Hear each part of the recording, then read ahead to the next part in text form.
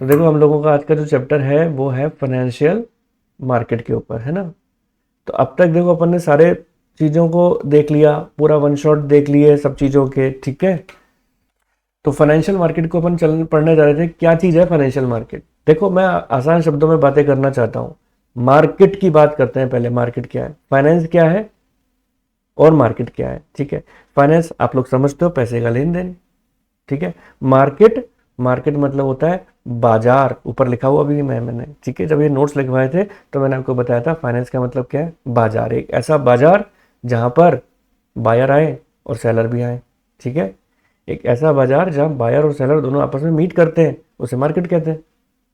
अब सवाल ये उठता है कि ये कोई जरूरी नहीं है कि कोई फिजिकल मार्केट ऐसा हो, है ना। जरूरी नहीं कि ये फिजिकल हो, ये ऑनलाइन मार्केट भी हो सकता है। फिजिकली आप मीट करो जरूरी नहीं है, बायर सेलर आपस में एक दूसरे को देखें फिजिकली जरूरी नहीं है। शेयर मार्केट होती है ना, तो वहां पर बायर सेलर आपस में एक दूसरे को देखते नहीं है, फिर भी डीलिंग हो जाती है। तो मार्केट कैसा भी हो सकता है।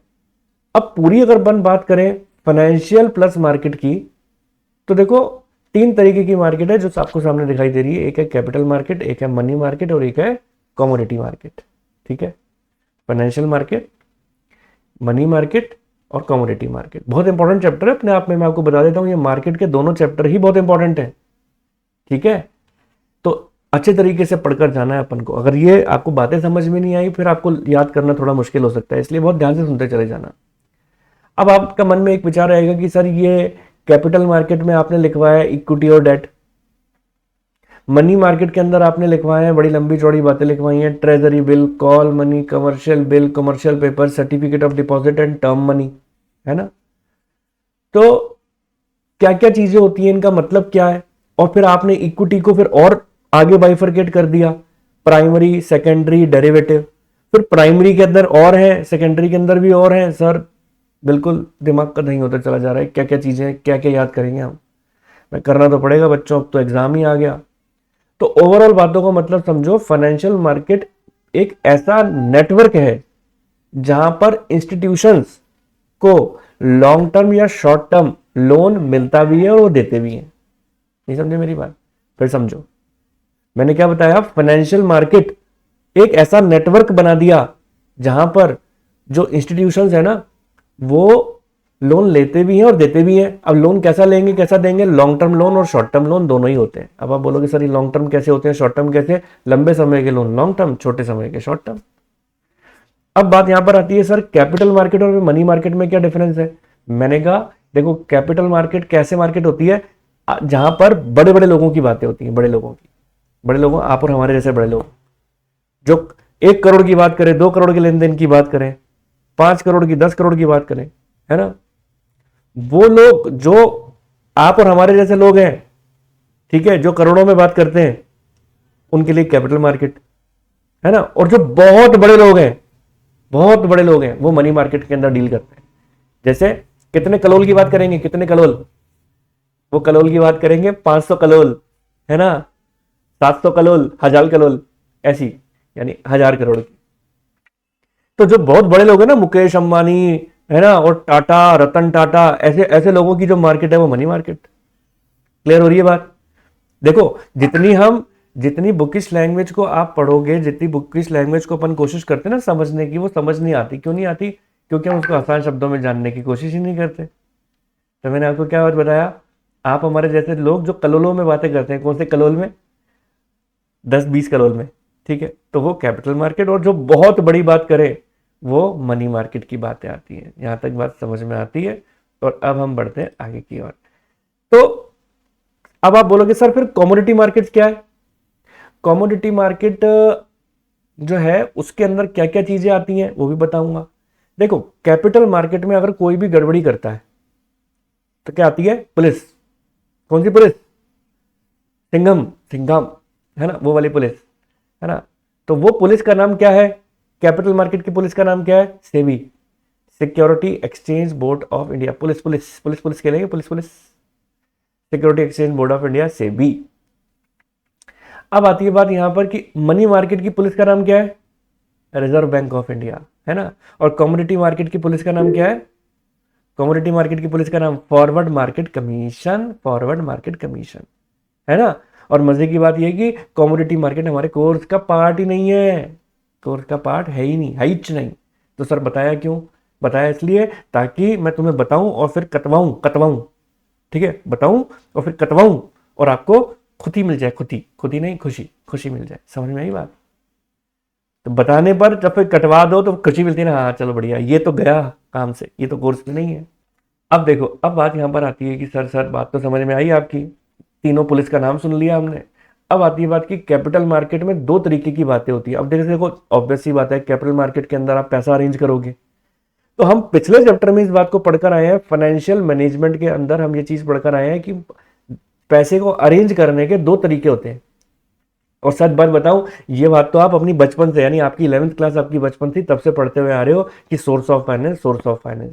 फाइनेंशियल मैनेजमेंट में भी आपको ये बात बताया, दो तरीके के सोर्स होते हैं, एक होते हैं ओनर्स इक्विटी, एक होता है borrowed fund. Owner equity, borrowed fund, owner equity, borrowed fund. और ओनर इक्विटी जो है वो इक्विटी है, इक्विटी शेयर कैपिटल।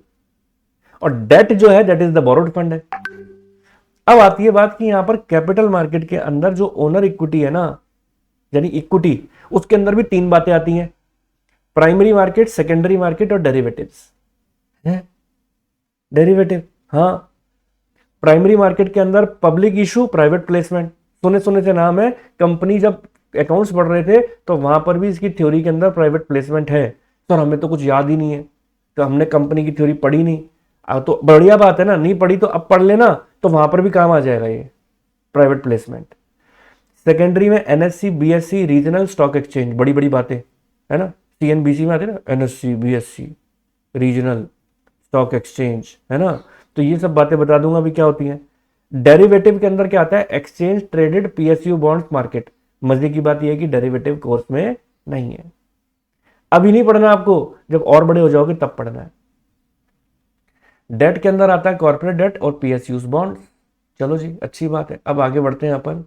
तो देखो, अब मैं आप लोगों को एक बात बताता हूं, इस सर्किल को पढ़ना। मैं देखो, जब आपने मेरे यूट्यूब पे शॉर्ट्स देखे, जो मैंने यूट्यूब पर आप लोगों को शॉर्ट्स बताए, जो मैंने आपको यूट्यूब पर इंपॉर्टेंट क्वेश्चंस बताए, कुछ टिप्स एंड ट्रिक्स बताए, ठीक है, कुछ टिप्स एंड ट्रिक्स बताए। अगर नए बच्चे बैठे हैं तो वो भी मेरे यूट्यूब पर जाके देख सकते हैं, मेरे नेम से, ये धीरज मल्होत्रा कॉमर्स क्लासेस के नेम से देखो, वहां पर सारी चीजें बता रहा हूँ, एक एक टिप्स बता रहा हूँ। तो वहां पर भी मैंने आपको एक बार बताया था कि यूजुअली बच्चों के बिजनेस स्टडीज में नंबर कम क्यों आते हैं, क्योंकि वो डायग्राम बना के नहीं आते हैं। डायग्राम बनाना इकोनॉमिक्स के पेपर में भी जरूरी है और बिजनेस स्टडीज के पेपर में भी जरूरी है। सर पूछा ना हो तो क्या करेंगे, फिर भी बनाएंगे क्या? हाँ, तब भी बनाएंगे भाई, नहीं बनाया तो नंबर कट जाएंगे। नहीं भी पूछा ना, जिसको लगता है कि टाइम है तो बना लो, डायग्राम बना लो, जितने बना सकते हो बना लो, ठीक है, फायदा तुम्हारा ही है। अब आती है देखो बात यहां पर कि ये मैंने बताया क्या है, पहले इस डायग्राम को समझ लो और फिर उसके बाद मैं उसके आगे की थ्योरी समझाऊंगा तो बातें क्लियर हो जाएंगी। मैंने कहा देखो, दो तीन बेसिकली होते हैं, आपने इकोनॉमिक्स में भी पढ़ा था, 2 सेक्टर इकोनॉमी, 3 सेक्टर इकोनॉमी होती है। तो देखो, नीचे है हाउस होल्ड, आप और हम दिख रहे हैं नीचे ग्रीन कलर से, भोले वाले लोग, है ना। बगल में है बैंक और इधर बगल में है फाइनेंशियल मार्केट। अब हाउस होल्ड के लोग, देखो लाल कलर से मैंने निशान बनाया, हाउस होल्ड के लोग क्या काम करते हैं, अपनी सेविंग्स को, घर में चोरी हो जाएगी, चोर आ जाएंगे चोर, इसलिए कहां जाके जमा कराते हैं? बैंक में। हाँ, क्यों जमा कराते हैं? गाड़ी मेहनत की कमाई, गाड़ी पसीने की कमाई, अगर चोर उठा के ले गए तो दिक्कत हो जाएगी, तो हम जाके बैंक में जमा कराते हैं। अब बैंक वाले क्या काम करते हैं, जो पैसा हमने बैंक में जाके जमा करा दिया, बैंक वाले उसके ऊपर हमें इंटरेस्ट दे देते हैं। आपको पता है, सेविंग्स अकाउंट खोलते हैं, उसके ऊपर 3% की रेट से इंटरेस्ट मिलता है, सिर्फ 3% की रेट से, सिर्फ 3%। समझे मेरी बात? अब बैंक वाला वो पैसा अपने पास तो रखता नहीं है, क्या करेगा उस पैसे को? बैंक वाला कहता है कि जो बिजनेस फर्म्स है ना, बड़े बड़े लोग, जैसे मुकेश अंबानी, अनिल अंबानी, अब उनको पैसे की जरूरत पड़ती है, तो वो लोग क्या काम करते हैं, अगर चाहे छोटा व्यापारी हो चाहे बड़ा व्यापारी हो, कैसा भी हो, जरूरी नहीं है कि मुकेश अंबानी की बात करें, कोई भी बिजनेस फर्म है, उसको जब लोन की जरूरत पड़ेगी तो वो लोन बैंक के पास आके लेंगे। तो देख रहे हो ऊपर मैंने पर्पल कलर से बताया लोन, ये लोग लोन ले रहे हैं। और अब बिजनेस फर्म क्या क्या काम करती है, बैंक वाले उस बिजनेस फर्म से उस लोन देंगे ना, तो उससे इंटरेस्ट चार्ज करेंगे। यानी बैंक वालों ने हाउस होल्ड को तो दिया 3% का इंटरेस्ट, और बिजनेस फर्म से इंटरेस्ट कितना चार्ज किया? 7% का। बहुत नाइंसाफी है ये, है ना, बहुत नाइंसाफी है। तो अब इतनी नाइंसाफी है तो इसका मतलब क्या है, बैंक वाले की कमाई हो गई है। तो 7% का ले रहा है, 4% दे रहा है, सॉरी 7% ले रहा है, 3% दे रहा है, तो 4% की बैंक की प्रॉफिट हो गया, प्रॉफिट बैंक वाले का। ऐसे होती है बैंक वाले की कमाई। लेकिन आपको एक बात बता दूं कि ये तरीका रिस्क लेस तरीका है पैसा उठाने का। आप बैंक में जमा कराते हो, आपको क्या लगता है डूब जाएगा क्या? ए सर कैसी बातें करते हैं, ऐसे थोड़ा होता है सर, है नहीं डूबेगा भाई, बैंक में पैसा नहीं डूबेगा, ठीक है। जब मर्जी जाके बैंक से ले सकते हो पैसा। लेकिन अगर मैं बात करता हूं कि अब कई लोगों को क्या होता है कि ज्यादा कमाने की इच्छा होती है। अब बैंक वाला तो दे रहा है 3%, बैंक में ज्यादा से ज्यादा एफडी करा दोगे तो 7%, 8%, अभी 8% नहीं मिल रहा, 7.5 ज्यादा से ज्यादा, इससे ज्यादा नहीं है। लेकिन अगर मुझे कमाना है 7.5% से ज्यादा, और 20%, 25%, 30%, 50% की रिटर्न चाहिए, तो लोग पता क्या काम करते हैं? नाम सुना होगा सब, म्यूचुअल फंड। हाँ, सुना तो है सर। वो लोग जो म्यूचुअल फंड में पैसा लगा देते हैं ना, that is the financial market. SIP में लगाएंगे, सिप, ठीक है। सिप तो बोतल से मारते हैं सर, पानी की सिप नहीं, वो सिप नहीं, सिस्टमेटिक इन्वेस्टमेंट प्लान, सिप, ठीक है। चलो, अब आपको बात समझ में आ गई। नाम शब्द सुने होंगे आप लोगों ने ऐसे फाइनेंशियल मार्केट में। अगर आप म्यूचुअल फंड्स में पैसा लगाओ या आप अपने सिप में पैसा लगाते हो तो फाइनेंशियल मार्केट कहलाती है। और मैंने अभी आपको ऊपर बताया कि फाइनेंशियल मार्केट दो तरीके की होती है, कैपिटल मार्केट, मनी मार्केट, बताया आपको। अब आप देखो कैपिटल मार्केट कैसी मार्केट होती है, अपन ने बात पढ़ी थी, आप हमारे जैसे लोगों की जो 10-20 करोड़ में बात करते हैं, ठीक है, और जो और भी बड़ी बातें करें, 1000 करोड़, 500 करोड़, 200 करोड़, ठीक है, तो वो उनके लिए मनी मार्केट होती है। जहां buying and selling of shares and debentures हो, वो फाइनेंशियल मार्केट है, ठीक है। जिनको मोर रिटर्न चाहिए, एक स्लोगन भी है, मोर रिस्क मोर रिटर्न, है ना, लेस रिस्क और लेस रिस्क बोल रहा हूं मैं, लेस रिस्क लेस रिटर्न। ज्यादा रिस्क लोगे ज्यादा रिटर्न मिलेगा, कम रिस्क लोगे कम रिटर्न मिलेगा, ठीक है। अब जब फाइनेंशियल मार्केट में इन्वेस्ट कर रहे हो, म्यूचुअल फंड के नीचे भी तो लिखा होता है, ऐड भी आता है, mutual investment in the mutual fund are subject to market risk, है ना, जोखिम के अनुसार है, आप इसमें सोच समझ के पैसा लगाएं, टर्म्स एंड कंडीशंस को पढ़ के पैसा लगाएं। फटाफट बोल देते हैं वो इस बातों को ऐड के अंदर, है ना। स्टिल रिस्क लोगे तो कमा लोगे, पैसा बढ़ सकता है तो डूब भी सकता है। शेयर मार्केट में लोगों को करोड़पति होते भी देखा और रोड़पति होते भी देखा, होता ही है साहब, होता ही है। खैर, मेरी जो डिटेल्ड वीडियोस हैं उसके अंदर मैंने आप लोगों को जहां पर शेयर की कीमतें बढ़ती हैं उसका एक पूरा पोर्टल खोल के दिखाया था। ये रहा पूरा पोर्टल, यहाँ देखो शेयर की मार्केट बढ़ रही है या घट रही है, वो डिटेल्ड वीडियोस के अंदर मैंने बताया था। स्टिल अभी क्योंकि वन शॉट चल रहा है, इट्स नॉट पॉसिबल कि मैं वो पूरा पोर्टल खोल के आपको बताऊं, ठीक है। आप लोगों को समझ में आ चुका है। अब ये फाइनेंशियल मार्केट में जो भी पैसा आता है वही बिजनेस फर्म, इनसे बड़े लोग मुकेश अंबानी और अनिल अंबानी बल्क में पैसा लेते हैं इनसे, फाइनेंशियल मार्केट से, ठीक है। तो ये चेन चलती है, ये डायग्राम है, ये डायग्राम अगर आप बना के आ जाओगे तो समझ लेना नंबर तो मिल जाएंगे आपको। बढ़ते हैं आगे। फाइनेंशियल मार्केट के बारे में जो मैंने अभी आपको ऊपर बताया वही बातें नीचे अंग्रेजी में लिखी है। Bring together borrower and lender, borrower lender को जब एक साथ मीटअप कराते हैं वो मार्केट कहलाती है, प्लेस कहलाती है, वही market place. For creation and exchange of financial assets, financial assets को की एक्सचेंज को क्रिएट करना into the most productive investment opportunity, ठीक है। अब व्हाट इज फाइनेंशियल मार्केट? अब देखो ऊपर अपन ने बात पढ़ी फाइनेंशियल मार्केट के बारे में, मैंने जो डायग्राम में बताया था उसको एक शॉर्ट समरी में बताया। अब ये डिटेल में बातें चाहो तो मैं रीड आउट करके बता देता हूं, ठीक है। अब देखो, अब आती है बात यहां पर, व्हाट इज फाइनेंशियल मार्केट। मैं फिर कह रहा हूं जो मैंने ऊपर बातें पढ़ाई हैं उसको अंग्रेजी में लिखवाया है, ठीक है। अ business is a part of economic system that consists of two main sector, household business। Financial market देखो पढ़ रहा हूं ना, डायग्राम को दिमाग में रखना, समझ में आएगी बात। अब financial market helps to link the saver and the investor by mobilising the funds between them. Financial market क्या हेल्प करता है? लिंक बनाता है सेवर और इन्वेस्टर्स में, ताकि वो फंड्स का आदान प्रदान हो। जिसके पास ज्यादा है वो दे जाओ, जिसको जरूरत है वो ले जाओ। ऐसा होता है ना, कई बार मैं तुम्हें बताऊं कि कुछ जगह ऐसी बनी हुई होती हैं जहां पर वो गरीब लोगों के लिए कपड़े का चीजें होती हैं, जिनको जरूरत है, जिनके पास अधिक है वो दे जाए और जिनको ज़रूरत है वो ले जाए। तो उस जाके जाकर अपने पुराने कपड़े दे आओ, और जो बेचारे गरीब आदमी जो नहीं अफोर्ड कर सकते वो वहाँ से ले जाते हैं, जो सड़क पे ठंड में मर रहे हैं साहब ले जाते हैं वहाँ से। तो ये सिस्टम भी वैसा ही है भाई, आपके पास पैसा है ना, ठीक है, छोटी छोटी सेविंग है ना, तो एक काम करो बैंक में जमा करा दो। अब छोटी छोटी बन के बड़ी बन जाएंगी, और जो बड़े लोगों को पैसे की जरूरत है वो इतने सारा पैसा इकट्ठा लेके बल्क में चले जाएंगे। ठीक है, अच्छा सिस्टम है ना।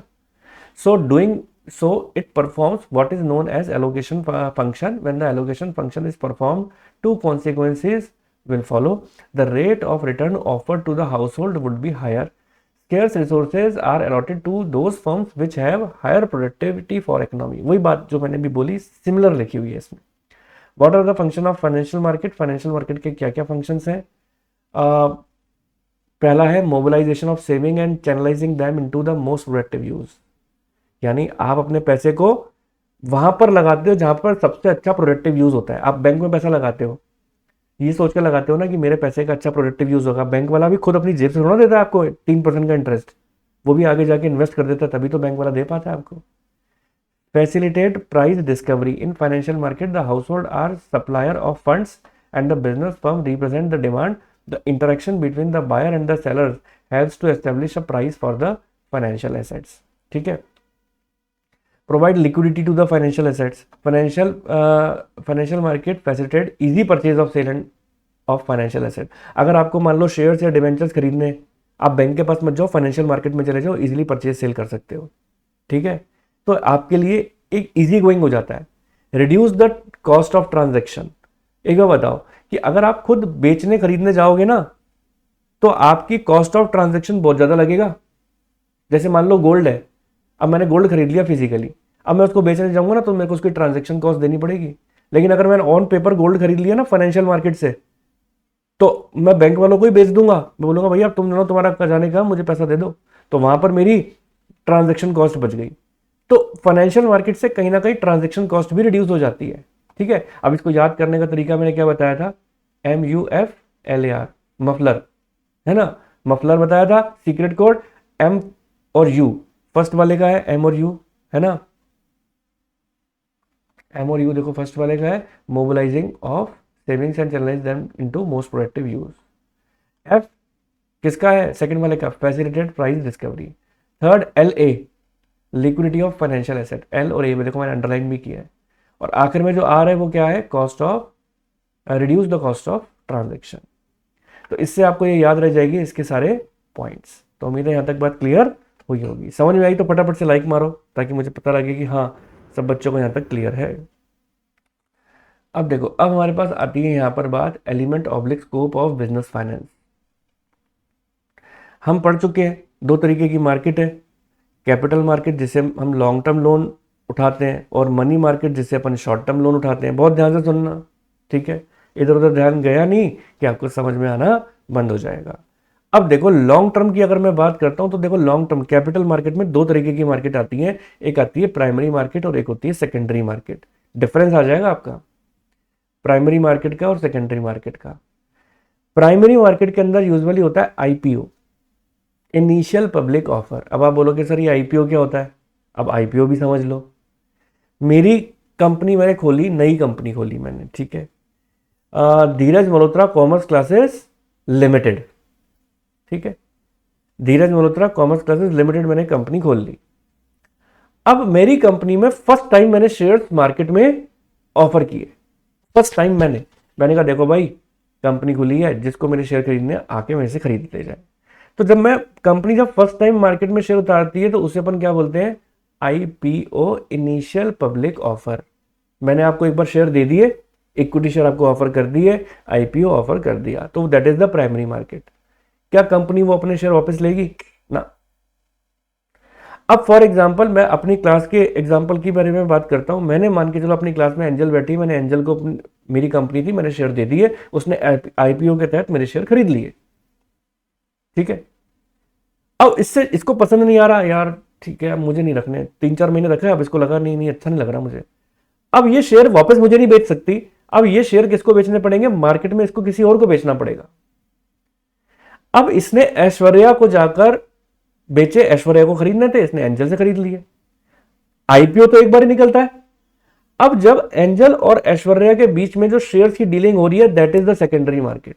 अब ऐश्वर्या ने 3-4 महीने रखा, अब इसको समझ नहीं आया, पसंद नहीं आया, इसने आमिया को बेच दिया, आमिया ने इससे खरीद लिए। फिर उससे अद्विजा ने खरीद लिया, अद्विजा से शरण्य ने, शरण्य से रेहान ने, कोई एक दूसरे से खरीदता चला जा रहा है हर कोई और बेचता चला जा रहा है। तो ये मार्केट जो आप देख कहते हैं ना share market, that is the share market, जहां पर एक दूसरे से लोग शेयर बेचते खरीदते हैं, वो सेकेंडरी मार्केट कहलाती है जो आप शेयर मार्केट पोर्टल पर देखते हो। और हाँ, ऐसा नहीं है कि आईपीओ नहीं निकलता शेयर मार्केट में, आईपीओ भी निकलता है, लेकिन वो रेयर निकलते हैं। आईपीओ बहुत सस्ते होते हैं, जैसे ही वो सस्ते शेयर आपने खरीद लिए, मार्केट में सर्कुलेट हुआ, डिमांड बढ़ गई, शेयर की प्राइस बढ़ गई, आपने मार्केट में जाके बेच दिया। तो इसलिए लोग आईपीओ के पीछे भागते हैं। जैसे आईपीओ निकला, क्योंकि फर्स्ट टाइम कंपनी अपने शेयर निकालेगी, सस्ते निकालेगी, फिर वो मार्केट में आते आते उसकी वैल्यू बढ़ जाती है। आईपीओ जो मैंने अभी आपको बताया, आप बच्चा पूछ रहे सर आईपीओ किसे कहते हैं? आईपीओ वो जो फर्स्ट टाइम कंपनी अपने शेयर मार्केट में निकालेगी, जब आप कंपनी से डायरेक्ट खरीदने जाते हो, that is the IPO. Full form है इनिशियल पब्लिक ऑफर। समझ में आया तो ठोको लाइक और बढ़ते हैं अपन आगे की ओर। यहां तक लाइक कर दो, फिर बढ़ते हैं हम आगे की ओर। यहां तक बातें क्लियर हो गई हैं तो ठीक है जी। चलिए अब देखो, अब बात आती है यहां पर, मैंने मनी मार्केट की कुछ बातें बताई हैं कि मनी मार्केट कैसे। वैसे तो मैंने आपको बता दिया था जो बड़े बड़े लोगों की बातें, वो मनी मार्केट की बातें। बड़े लोग कैसे? वही मुकेश अंबानी, अनिल अंबानी वाले लोग है ना, टाटा, ठीक है, बिरला, ये मनी मार्केट वाले लोग हैं।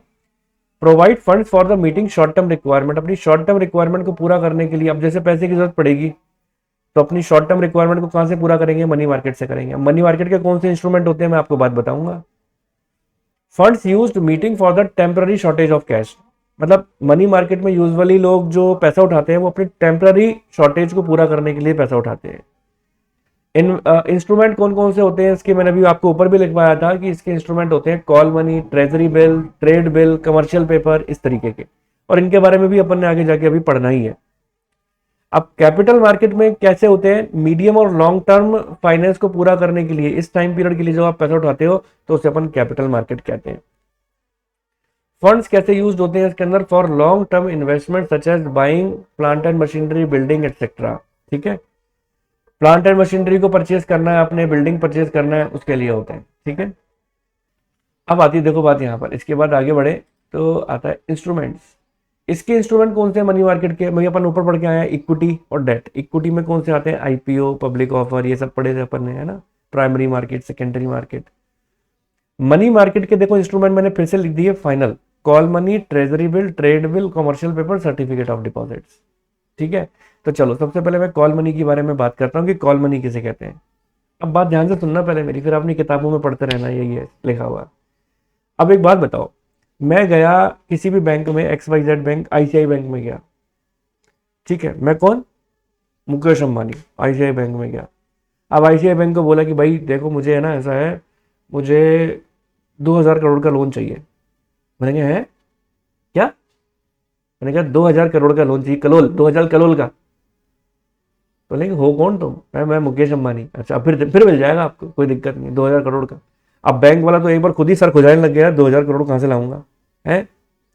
अब लेकिन बैंक वाला अगर पैसे नहीं देता है तो घोर बेइज्जती बैंक की, बैंक की घोर बेइज्जती हो जाएगी। बैंक वाला क्या बोलेगा? अब कल को मान लो अगर आप जाओगे, अरे यार वो टुच्चा बैंक है, उसके पास मत जाना यार, पैसे वैसे तो होते नहीं है उस बैंक के पास। हालांकि हेड ऑफिस के पास पैसे होंगे आईसीआई के, लेकिन उस ब्रांच में 2000 करोड़ नहीं मिलेंगे। अब कोई ऐसी अगर बैंक की कोई रिक्वायरमेंट आ जाती है तो बैंक वाले दूसरे बैंक वालों का सहारा ले लेते हैं। वो क्या बोलते हैं कि भाई देखो ऐसा ऐसा है, कोई बड़ी मोटी पार्टी आई है, ठीक है, ऊंची रकम आया, कोई पैसे लेने आया है बहुत बड़े, तो तुम है ना थोड़े दिनों के लिए मुझे पैसा दे दो। तो उसने क्या काम किया, आईसीआई बैंक में एक्सिस बैंक से भी पैसा ले लिया पूरे कुछ समय के लिए, थोड़ा एसबीआई से भी ले लिया। तो एक बैंक अपनी रिक्वायरमेंट को पूरा करने के लिए थोड़े से शॉर्ट टर्म पीरियड के लिए जब कुछ समय के लिए पैसा उधार ले लेता है ना, उसे अपन बोलते हैं कॉल मनी। ठीक है, वहां पर ऑब्वियस ही बात है बैंकों को ऐसे केस के अंदर रेट ऑफ इंटरेस्ट भी चुकाना पड़ता है दूसरे बैंकों को, एक दूसरे की हेल्प करते हैं ये, ताकि बैंक की रेपुटेशन खराब ना हो। जेब में पैसे नहीं हो, अरे मिल जाएंगे, आजा कल आ जाना भाई साहब, मिल जाएंगे, 2000 करोड़ चाहिए, अच्छा ठीक है मिल जाएंगे, कल आ जाना ले जाना, ऐसे बोलते हैं, जबकि पता है जेब में पैसे है नहीं। अब नहीं है तो कोई बात नहीं, वर्थ है, दिला देंगे पैसा आपको। अब आप पढ़ो देखो इस बात को, ये बात लिखिए, the term finance repayable on the demand which is used for inter bank transfer, provide for temporary shortage of cash to maintain cash reserve ratio, temporary shortage को पूरा करने के लिए। Issue for a period ranging from 1 to 15 days, 1 से 15 दिन तक के लिए होता है। अब केस स्टडी आ जाए, कहीं पर भी लिखा हुआ आ जाए कॉल मनी, कॉल रेट, समझ लेना इसी के बारे में बात कर रहे हैं। केस स्टडी आएगी तो कीवर्ड यही लिखे होंगे इसमें, कॉल रेट, कॉल मनी। अब कॉल मनी का मतलब पता होगा तभी तो लिख कर आओगे भैया, केस स्टडी का मतलब ही नहीं पता होगा सर, अरे कौन सी दीवार पे टकरे मारूं, मुझे कुछ नहीं आता, यही बोलोगे। मतलब नहीं पता तो ऐसे ही कहोगे, क्या होगा। ठीक है, चलो आगे बढ़ते हैं। Commercial bill. अब कमर्शियल बिल किसे कहते हैं? देखो, आपने अगर अपनी 11th क्लास ढंग से पढ़ के आए हो तो 11th क्लास के अंदर एक चैप्टर हुआ करता था बिल्स ऑफ एक्सचेंज, अकाउंटेंसी के अंदर। वो बिल ऑफ एक्सचेंज ही है कमर्शियल बिल, ट्रेड बिल, जिसके अंदर हम किसी को अगर उधार में बेचते हैं तो उससे एक स्टैम्प पे लिखवा लेते हैं कि आपको इतने सर्टेन पीरियड ऑफ जो सर्टेन टाइम पीरियड बाद आपको हम अमाउंट को पे करेंगे, 90 डेज बाद। ठीक है। अब जैसे बैंक वाला क्या काम करता है, आप 1000 करोड़ का बैंक से लोन लेने गए, बैंक वाला ने बोला ठीक है हम आपको 1000 करोड़ तो दे देंगे, ठीक है, लेकिन हम आपको 990 करोड़ ही देंगे। जब 1000 करोड़ हमें मिलेंगे तो 10 करोड़ हमारी इनकम हो जाएगी इसके बीच में। हमने बिल को डिस्काउंट कराने वाली बात पड़ी थी, वो सेम चीज है इसके अंदर। अगर आपको बिल ऑफ एक्सचेंज पता है तो आपको ये बात समझ में आ गई होगी। हम किसी को उधार में माल बेचें, अगला बोल रहा है, कमिटमेंट कर रहा है, मैं आपको 3 महीने बाद पेमेंट कर दूंगा। मैंने कहा ठीक है, मुझे लिख के दे दे। उसने लिख के दे दिया। मैं बैंक वालों के पास पहुंच गया, भैया मेरे को 1000 करोड़ मिलने वाले हैं। बोले अच्छा। मैंने कहा तुम अभी दे दो। तो बैंक वाला बोलता ठीक है दे देंगे। तो मैंने बोला कि लाओ दो। वो कहता है हम 990 दे पाएंगे। मैंने कहा क्यों, 10 करोड़ कम क्यों? कहता है क्योंकि ये हमारी इनकम भी तो होगी, क्योंकि हम तो 1000 लेंगे लेकिन तेरे को 990 देंगे। हम तेरे रिश्तेदार थोड़ी ना जो यूं ही तेरे को 1000 करोड़ उठा के दे देंगे, तेरे को 3 महीने बाद मिलेंगे, हमारी भी तो कुछ इनकम चाहिए। तो वो जो इनकम चाहिए ना, that is the discount amount, that is the charges of bank. Keywords है डिस्काउंट विद द बैंक, ऐसा वर्ड लिखा हो तो समझ लेना किसके बारे में बात कर रहे हैं, कमर्शियल बिल के या ट्रेड बिल के बारे में। ये इंडिकेशन मिल जाते हैं अपन को कि हाँ ये कीवर्ड्स है, इन्हीं के बारे में बातें चल रही हैं अभी। ठीक है, चलिए। ट्रेड बिल किसे बोलते हैं? Issued by RBI on the behalf of the government of India. अब जैसे देखो मुकेश अंबानी को पैसे की जरूरत पड़ी, ठीक है, अब मुकेश अंबानी क्या बात करता है कि गवर्नमेंट के पास जाएगा, ठीक है, गवर्नमेंट के पास जाएगा, अब गवर्नमेंट से पैसा लेगा, ठीक है। अब वही बात आती है, गवर्नमेंट पता है क्या बात बोलेगी, गवर्नमेंट नहीं, मुकेश अंबानी को पैसे की जरूरत नहीं पड़ी, गवर्नमेंट को पड़ी, ऐसा मान के चलो। अब गवर्नमेंट को पैसे की जरूरत पड़ी तो गवर्नमेंट पता है क्या बात बोलेगी, गवर्नमेंट बोलेगी देखो ऐसे नहीं मांगने जाएगी मुकेश अंबानी से, ए बाबा पैसे दे दे, मुझे पैसे दे दे, ऐसे भीख मांगने नहीं जाएगी। पता क्या काम करेगी गवर्नमेंट, मुकेश अंबानी के पास जाएगी, बोलेगी देख ये ट्रेजरी बिल है। हालांकि अगर आप मेरी डिटेल वीडियो देखोगे ना, मैंने ट्रेजरी बिल का एक वो भी दिखाया था आपको, क्लिपिंग की कैसे बनता है ट्रेजरी बिल। तो ट्रेजरी बिल लेकर जाएगी गवर्नमेंट मुकेश अंबानी के पास और बोलेगी देख 1000 करोड़ का ट्रेजरी बिल है मुकेश अंबानी, हम तुझे 990 करोड़ रुपए में ये ट्रेजरी बिल दे देंगे। और जब वापस बारी करने की आएगी ना, पैसा जब वापस करने की बारी आएगी तो 1000 करोड़ तक वापस करेंगे। तू अगर हमसे ये ट्रेजरी बिल, मान लो ये ट्रेजरी बिल है, मुकेश अंबानी को बोला देख मुकेश अंबानी ये ट्रेजरी बिल है, मैं गवर्नमेंट, ये ट्रेजरी बिल तू हमसे ले ले, पेपर होता है वो ट्रेजरी बिल तू हमसे ले ले, ये 990 करोड़ रुपए में तू हमसे भी ले सकता है डिस्काउंट पे, लेकिन 3 महीने बाद अगर तू इस ट्रेजरी बिल को हमको वापस बेचने आएगा तो हम तेरे को 1000 करोड़ दे देंगे। तो मुकेश अंबानी सोचता है यार फायदे का सौदा है, कर लो ऐसा काम। तो सरकार को जब पैसे की जरूरत पड़ती है ना तो सरकार यूजुअली ट्रेजरी बिल निकालती है अपने, समझ लो। ऐसे किसी के पास ऐसा नहीं कटोरा लेके चली गई यार पैसे दे दो पैसे दे दो, ऐसा नहीं होता। उनका तरीका होता है ऐसा पैसा मांगने का। वो क्या काम करते हैं, सस्ती रेट पर क्या निकाल देते हैं, ट्रेजरी बिल निकाल देते हैं, डिस्काउंट रेट पर निकाल देते हैं और कहते हैं कि रिटर्न करते वक्त हम आपको ज्यादा पैसे दे देंगे। तो कोई भी लालच में आ जाता है, और ऐसा नहीं कि किसी को मिल जाता है, अपनी वर्थ देख के मिलता है। वही बात यहां पर मैंने लिखवा रखी है, तो पढ़ लेना आप लोग, आपको बात समझ में आ जाएगी। अब सेम बात देखो यहां पर आती है सर्टिफिकेट ऑफ डिपॉजिट। ये एक ऐसा नेगोशिएबल इंस्ट्रूमेंट है जो कि हाई रेट ऑफ इंटरेस्ट देता है। आपको होता है बैंकों के पास लोग विड्रॉ करने ज्यादा आते हैं और डिपॉजिट करने कम आते हैं। अगर ऐसी सिचुएशन हो जाए, ठीक है ना, अगर बैंकों के पास लोग विड्रॉ करने ज्यादा आ जाएं और डिपॉजिट करने कम आए तो बैंकों के लिए मुसीबत हो जाएगी, खाली हो जाएगा बैंक। अब बैंक के पास अगर ऐसी स्थिति आ जाए तो सर खुजलने बैठ जाएगा बैंक, क्या करूं कहां जाऊं, ऐसे बोलेगा। तो ऐसी परिस्थिति के अंदर क्या होता है, लोग तो आ ही नहीं रहे सेविंग में पैसा जमा कराने, तो बैंक वाले के दिमाग में टिकड़म आती है, ठीक है, टिकड़म आती है क्या करूं? तो ऐसी परिस्थिति के अंदर छोटे से छोटा भी लड्डू खा के उसकी तकड़ा आ जाती है ना, वैसे बैंक वालों की आ जाती है। अब वो क्या काम करता है, बैंक वाला ऑफर कर देता है किनको, बड़े बड़े लोगों को, मुकेश अंबानी टाइप लोगों को, कि वो बोलता है कि देखो अगर आप हमसे सर्टिफिकेट ऑफ डिपॉजिट खरीद लोगे तो हम आपको हाई रेट ऑफ इंटरेस्ट देंगे। तो जो तो बड़े लोग हैं ना, जितने बड़े पैसे वाले लोग हैं, ऐसे इंडस्ट्रियलिस्ट, वो लोग क्या काम करते हैं, यूजुअली नॉर्मली बैंक में पैसे जमा कराने जाओगे तो एफडी के ऊपर 8% की रेट से इंटरेस्ट मिलेगा मैक्सिमम। लेकिन अगर यही बैंक बोलते हम तो आपको सीधा 20% की रेट से इंटरेस्ट देंगे, हाई इंटरेस्ट रेट, आप हमारे यहाँ आके सर्टिफिकेट ऑफ डिपॉजिट खरीद जाओ, इतना पैसा जमा करा दो, 10 करोड़ 20 करोड़, तो लोगों को लगने लगता है, जिनके पास पैसा है उनको लगने लगता है यार सर्टिफिकेट ऑफ डिपॉजिट खरीद लो, बढ़िया चीज है। अब इस तरीके से आईसीआई बैंक जैसे एग्जांपल मैंने लिखा हुआ है, बैंक वाले अपनी पैसे की पूर्ति इस तरीके से कर लेते हैं, सर्टिफिकेट ऑफ डिपॉजिट इशू करके। सर्टिफिकेट ऑफ डिपॉजिट क्या होता है आपको बात समझ में आ चुकी होगी, किसे बोलते हैं सर्टिफिकेट ऑफ डिपॉजिट? यहां तक बात क्लियर है? ये नेगोशिएबल इंस्ट्रूमेंट है। अब देख लो मैंने कीवर्ड में लिखा हुआ है, जहां नेगोशिएबल इंस्ट्रूमेंट की बात पूछे समझ लेना किसकी बात कर रहा है वो, सर्टिफिकेट ऑफ डिपॉजिट्स की। ये केस स्टडी के अंदर आएगा, ठीक है। फिर आती है देखो बात किसकी, कमर्शियल पेपर की, ठीक है। Commercial paper unsecured promissory note which is issued by the company only by high credit worthiness, ठीक है। अभी एक बात बताओ, अगर आप लोन लेने जाओगे तो आपको लोन मिलेगा क्या? ठीक है, कुछ भी नहीं मिलेगा, चाटा मार के भगा देंगे आपको, अरे लोन लेने आया है, ठीक है, क्या वैल्यू है तेरी, ठीक है, चाटा खा के खराब मम्मी थप्पड़ पड़ गया, ठीक है। और यही अगर मान लो अगर कोई बड़ा मुकेश अंबानी टाइप लोन लेने चला जाए, है बड़ा बिजनेसमैन लोन लेने चला जाए, आराम से मिल जाएगा। हर आदमी की क्रेडिट वर्दीनेस होती है, मेरी भी क्रेडिट वर्दीनेस है, मुझे कितने करोड़ का लोन मिल सकता है? सर मिल जाएगा आपको करोड़ का, अरे आराम से मिल जाएगा यार, इतनी तो वर्दीनेस बना ली मैंने, ठीक है। कितने करोड़ का लोन तो मुझे मिल सकता है, हाँ 1000 करोड़ जैसे चीजें नहीं, वो तो मुकेश अंबानी वाली बड़े बड़े लोगों की बातें होती है, वो तो कलोलो वाली तो इतना नहीं होगा, ठीक है। लेकिन हाँ करोड़ों में मिल सकता है मुझे लोन आराम से, कोई प्रॉब्लम नहीं है, 1000 करोड़ तक की फिगर पे नहीं जा सकता हूं। तो आपकी क्रेडिट वर्दीनेस देखकर आपको लोन मिलता है। वो कैसे पता लगता है? वो आपकी इनकम टैक्स की रिटर्न फाइल देखकर मिलता है, आपके बैंक में कितने पैसे हैं आपके बैलेंस देख के मिलता है, बहुत सारे फैक्टर्स होते हैं, ठीक है।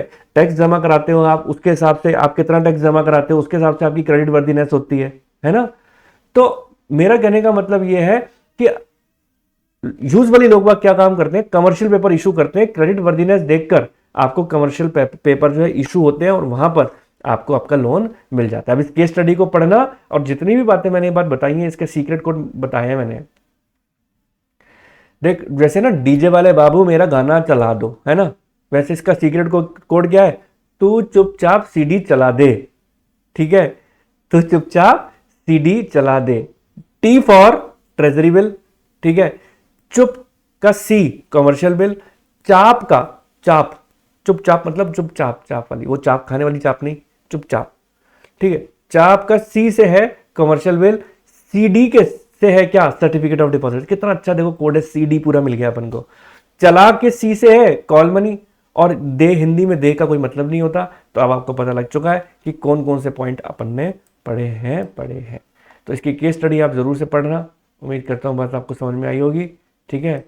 इसका देखो सॉल्यूशन भी मैंने लिखा हुआ है कमर्शियल पेपर, बाकी आप पढ़ के देखना आपको समझ में आएगी बातें।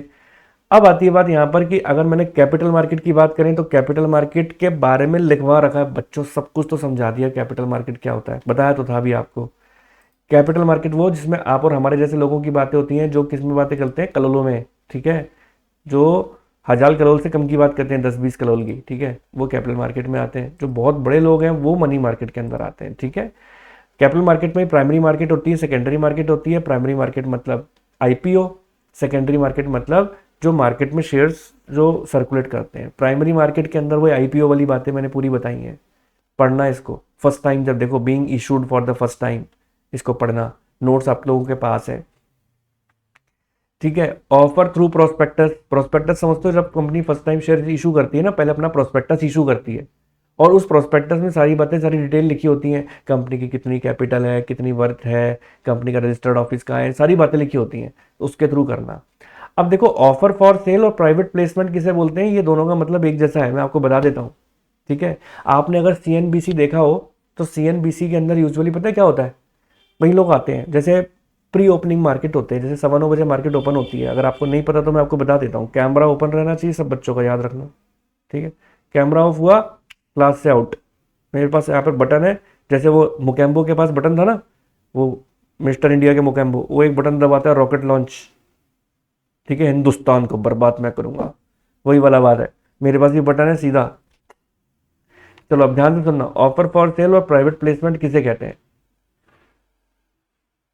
यूजुअली क्या होता है, जैसे कि मैंने आपको बात बताई कि जो इन्फ्लुएंसर होते हैं बहुत लोग, अब हर्षद मेहता ना, वो भी इन्फ्लुएंसर था, नाम सुना होगा हर्षद मेहता, जिसको जेल भी हो गई थी शेयर मार्केट के अंदर, तो वो भी एक इन्फ्लुएंसर था।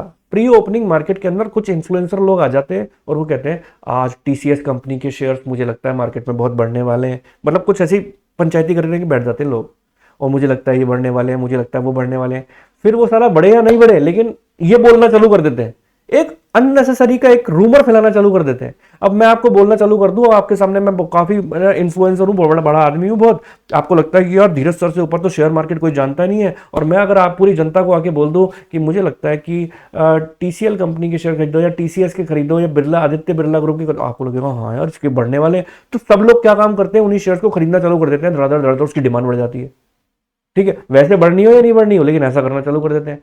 तो ऐसी स्थिति के अंदर क्या होता है कि जो बड़े इन्फ्लुएंसर होते हैं, जब कंपनी नई कंपनी आती है तो उनको तो कोई जानता नहीं है, उनके शेयर कोई क्यों खरीदेगा। आप धीरज मोहतरा कॉमर्स क्लासेस लिमिटेड के शेयर कौन खरीदेगा, कोई नहीं खरीदेगा। तो उसके लिए हमको क्या काम करना पड़ता है, नई कंपनी को ऐसे इन्फ्लुएंसर को पकड़ लेना पड़ता है। ये इन्फ्लुएंसर सारे शेयर्स कंपनी के खरीद लेते हैं। मैंने बोल दिया मेरे 40,000 शेयर हैं, 100 रुपए पर शेयर के हिसाब से मुझे रुपए दे दो, अब मर्जी आप कितने में बेचो। अब इन्फ्लुएंसर क्या काम करते हैं, उसी शेयर की डिमांड मार्केट में बढ़वा देते हैं, और उस 100 शेयर को 100 रुपए के जो शेयर है वो उसको ज्यादा में बिकवाएंगे, 200 में 400 में, जितनी की डिमांड बढ़वाएंगे, फिर उनका फायदा होता है उसमें। ये चीज है। तो ऑफर फॉर सेल और प्राइवेट प्लेसमेंट करीब करीब एक ही जैसी बातें हैं। राइट इशू किसे कहते हैं, जब कंपनी फर्स्ट टाइम जब शेयर नहीं सॉरी जब कंपनी कभी भी इक्विटी शेयर इशू करती है ना, तो सबसे पहले ऑफर किसको करेगी, अपने राइट शेयर को। जैसे मान लो मेरी कंपनी के ऑलरेडी आप शेयर होल्डर हो, ऑलरेडी आप इक्विटी शेयर होल्डर हो, अब मेरी कंपनी फिर से शेयर इशू करने जा रही है, तो मेरा जिम्मेदारी बनती है कि मैं सबसे पहले आपको शेयर इशू करूंगा, क्योंकि आपके पास सबसे पहला राइट है शेयर्स को लेने का। तो जब भी कंपनी नए शेयर इशू करती है तो सबसे पहले राइट शेयर्स को ऑफर करती है कि आप हमारे शेयर खरीद लो, तो उसे राइट शेयर कहते हैं, ठीक है। EPO, electronic initial public offer, वही आईपीओ ही है। सेकेंडरी मार्केट में देखो आप लोगों को बता चुका हूं, सेकेंडरी मार्केट हम किसे कहते हैं, जो स्टॉक मार्केट बोलो, स्टॉक एक्सचेंज बोलो, ये जो आईपीओ नहीं है, जो आप डायरेक्टली कंपनी से शेयर नहीं खरीद सकते, आपस में जो एक्सचेंज करते हो उसे अपन क्या बोलते हैं, सेकेंडरी मार्केट, ठीक है। स्टॉक एक्सचेंज एक ऐसी ऑर्गेनाइजेशन है जो सेल और परचेज को, जितने भी सिक्योरिटीज सेल परचेज हो रही है उसको कंट्रोल करती है। आज एक बार बताओ, आज अगर आप अपने शेयर मुझे बेच दो और मैं अगर आपको पैसा ना दूं और लेके भाग जाऊं तो टाटा बाय बाय, कौन सा कौन क्या किसको दिए थे शेयर पता नहीं, ठीक है। और मान लो अगर मैं आपसे पैसे ले लूं और आप अपने शेयर मुझे ना दो तो, मतलब बायर या सेलर कोई भी गड़बड़ कर सकता है ना कुछ भी, तो बीच में एक अथॉरिटी चाहिए, पुलिस चाहिए इन सबको कंट्रोल करने वाली, उसे अपन बोलते हैं जो सेल और परचेज को कंट्रोल करती है, एक ऐसा प्लेटफॉर्म, उसे अपन क्या बोलते हैं, स्टॉक एक्सचेंज, ठीक है। तो ये फंक्शंस ऑफ स्टॉक एक्सचेंज बता रखे हैं, वन टाइम आपको रीड इसको लगाने हैं। ट्रेडिंग प्रोसीजर है, ये भी मैं फिर आप लोगों को बता दूंगा कि ट्रेडिंग प्रोसीजर क्या होता है, इसको आप वन टाइम पूरा रीड आउट करके आएंगे। कल ही हमारा नया चैप्टर भी चालू हो जाएगा। वैसे ओवरऑल मैंने आपको इसकी सारी बातें बता दी, जब आप इसको पढ़ने बैठोगे आपको सारी बातें क्लियर हो जाएगी। सेबी इंपॉर्टेंट है, इसको पढ़ के जाना कि सेबी कब एस्टेब्लिश्ड हुआ, ठीक है, सेबी की फंक्शंस क्या है, उसका पर्पस क्या है, ओवरऑल पर्पस मैंने आपको उसका बता ही चुका हूँ। सेबी के ऑब्जेक्टिव क्या है, ये जरूर पढ़ के जाना, और इसका मैंने छोटा इसको सीक्रेट कोड भी आपको इसके लिखवा रखे हैं सबको, ठीक है। तो ये सारी चीजें आपको पढ़कर जानी है। ओवरऑल हम लोगों ने चैप्टर की समरी देख ली है कि चैप्टर के अंदर क्या लिखा हुआ है। उम्मीद करता हूँ आप लोगों को समझ में आया होगा। आपको ये वीडियो अच्छा लगा, इसको लाइक कर देना, चैनल पर नहीं तो सब्सक्राइब कर देना। मिलते हैं अपने नेक्स्ट वीडियो के साथ, नए चैप्टर के साथ। तब तक के लिए okay, tata, bye bye, all the best and जय माता दी टू ऑल ऑफ यू।